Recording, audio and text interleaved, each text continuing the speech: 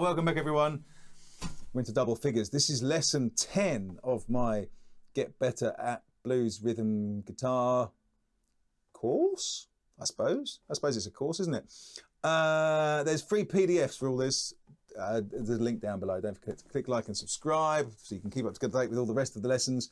Previous lessons, links are below. All the links, all the information in it is below. I'm going to start talking about the lesson here because we're mixing it up. If you've done the previous lessons, well done for sticking with it, for one thing, because it was pretty tricky towards the end of lesson 8 and 9.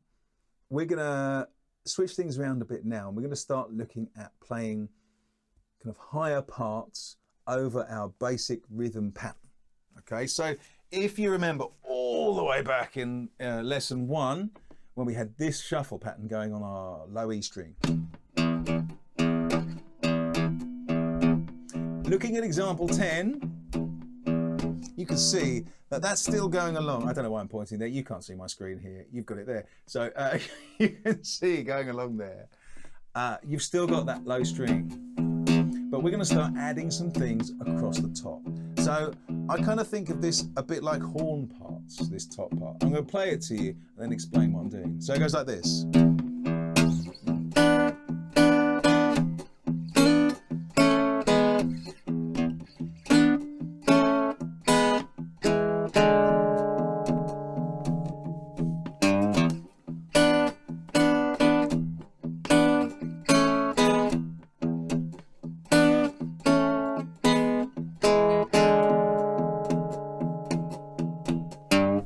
So there we go, just played it through twice there. So when I started talking about this back in lesson 1, and I said it was really important to build up the thumb independence for that rhythm, this is where that starts really coming into its own. So if you're still a little bit uncertain about letting your thumb just do its thing, remember that really basic practice where you just do this.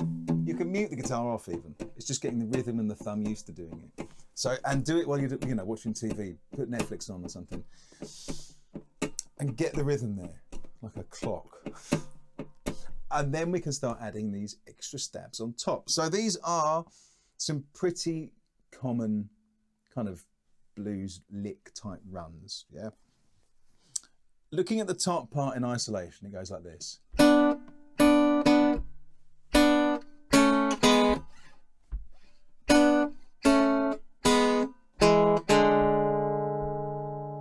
So it's kind of like a little horn part.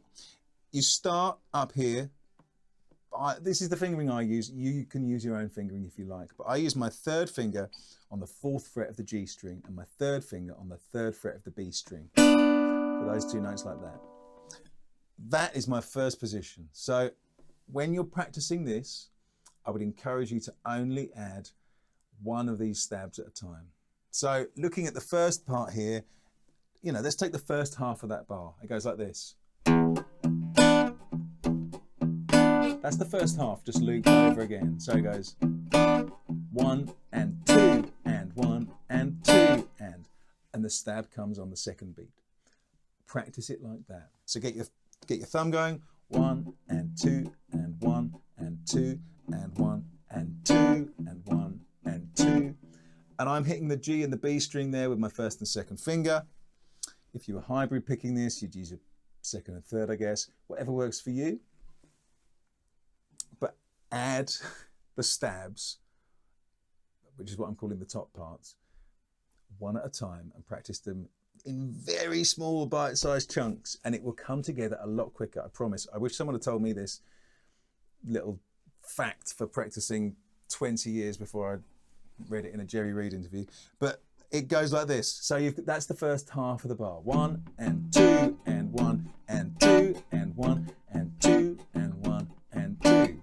There you go. So looking at the next part, you've got, it's on the first two, it's on the, let's try that again.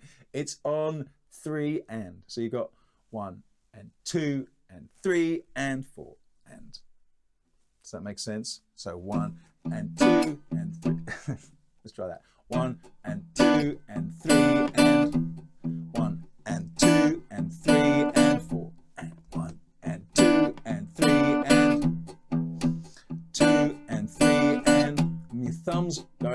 time for that.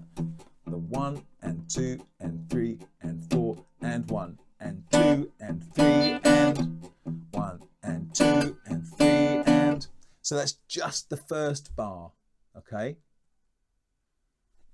Are you still with me? Have I confused you yet? Because I hope not. This is the easiest way to build it up. So that first bar again.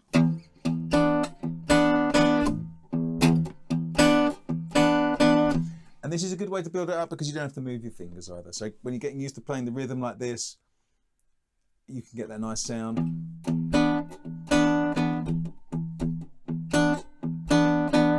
And that works, all right? Second bar, let's look at the second bar. The rhythm is slightly different because on here, you're on the first beat and 2 and. 1, 2 and. Which I don't think I've explained very well there, but I'll play it and that will make more sense. So 1 and 2 and 3 and 4 and 1 and 2 and 3 and 4 and 1, 1 and 2 and 3 and 4 and. Now obviously the chords are changing here. So you're going from your first chord down to the second fret. Again, this is all on the G and the B string so far. So I'm using my first finger on the second fret of the G string, my second finger on the second fret of the B string. So it's part of an A chord. And then going down, taking the first finger down one more fret. So I've got a G sharp, first fret, and an open B string. So it's going from there, 4 and 3, to 2 and 2, to 1 and open. Okay?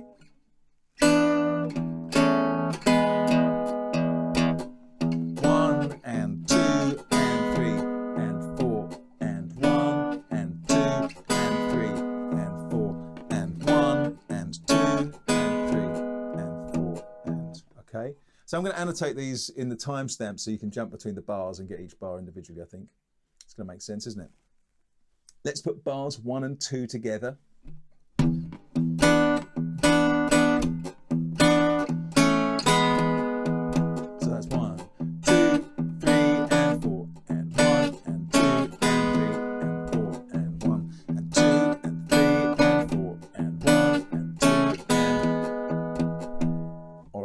So try those bars together, then you move on to bar 3. The timing here is slightly different, and we also introduce a new string. So this time we're going to go from the, that's the same run, but then we're dropping down to the D and the G string. So that's part of an E chord. So it's second fret with your second finger on the D string, and then your first finger still on the G string on the first fret for the G sharp. Okay, and then you take that second finger off. So you have the open D string and the G sharp. All right? So let me just... Okay,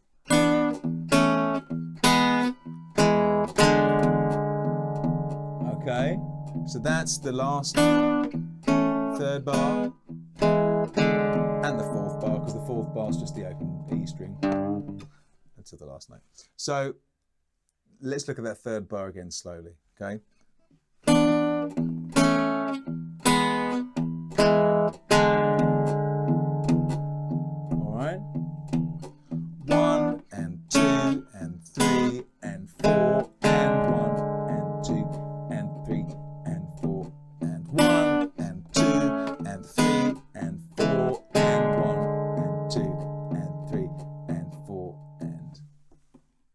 It's a lot trickier than what we were doing before, and it's only when I come to explain it, you know, in this kind of lesson, I realise in some ways what a jump it is, but it's not too big a jump if you've got your thumb down doing the rhythm part, okay?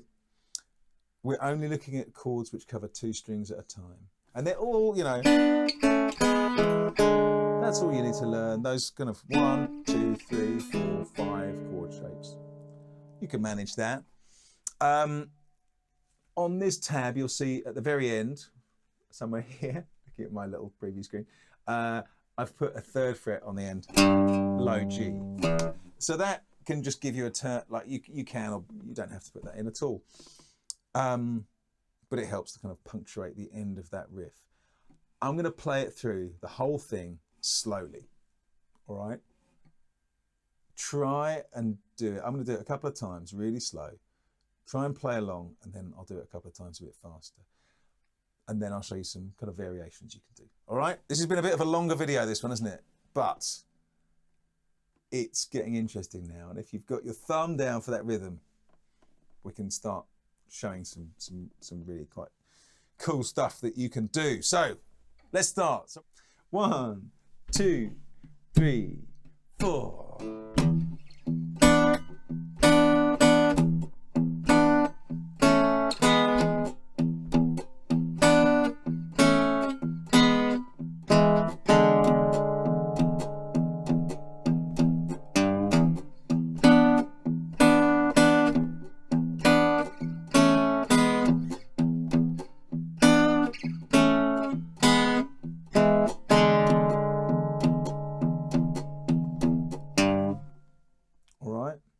It's a tricky one, so, you know, persevere with it. Some little variations that you can put in there once you're comfortable with it to make it, you know, give it a bit more kind of, you know, stuff, musical term. Sometimes I like to slide in and on the, do a little hammer on there.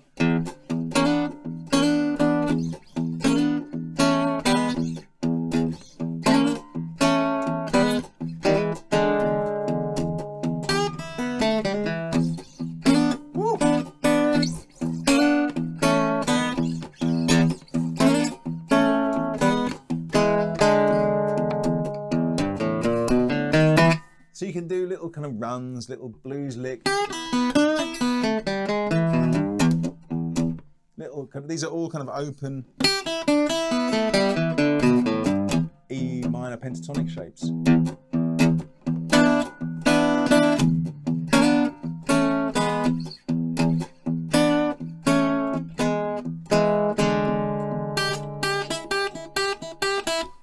Whatever you want to do something, you know, fun that you enjoy. It's like we're getting into some kind of good, interesting things that we can do. But for now, for this lesson, if you can get all the way through those 4 bars consistently, then well done. Practice it slowly. Like I said, you know, half a bar or 1 bar at a time. Build it up. And let me know how you get on in the comments. And then we're going to start looking at some more stuff very soon. All right, here we go.